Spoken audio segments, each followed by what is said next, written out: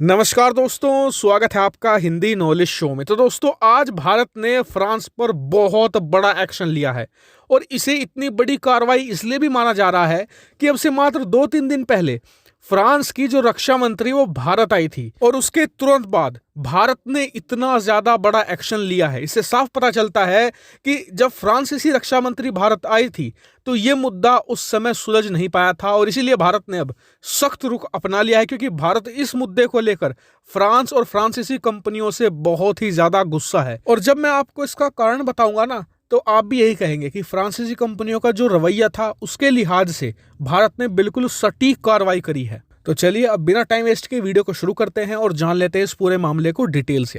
तो दोस्तों, इस सब की शुरुआत हुई थी राफेल डील से। आपको पता है, अब से कुछ साल पहले भारत ने फ्रांस से 36 राफेल लड़ाकू विमान खरीदने का सौदा किया था।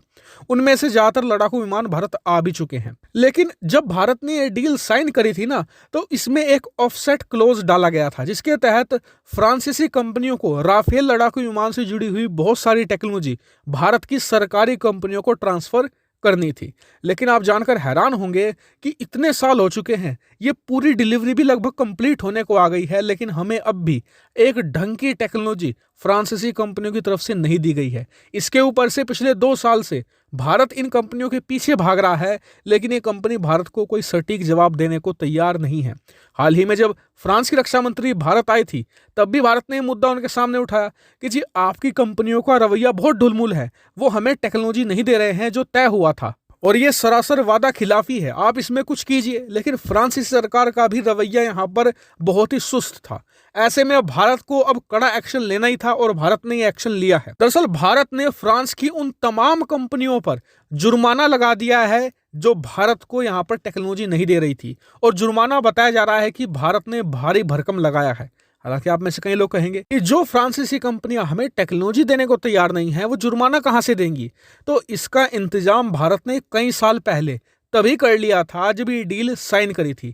उसी समय भारत ने इन फ्रांसीसी कंपनियों से एक बैंक गारंटी रखवाई थी, जिसकी कीमत लगभग $150 मिलियन बताई जाती है, यानी कि भारतीय रुपए में 1000 करोड़ रुपए के लगभग। और ये गारंटी रखवाने का मकसद ये था कि कल को राफेल सौदे में कुछ गड़बड़ हो जाती है, भारत जो चाह रहा था वो नहीं मिलता है और भारत को नुकसान होता है, तो इस गारंटी में से हम वो नुकसान वसूलेंगे। और भारत अब इस गारंटी का ही इस्तेमाल करते हुए इसमें से कई मिलियन डॉलर का जुर्माना वसूलेगा। लेकिन भारत यही नहीं रुकने वाला।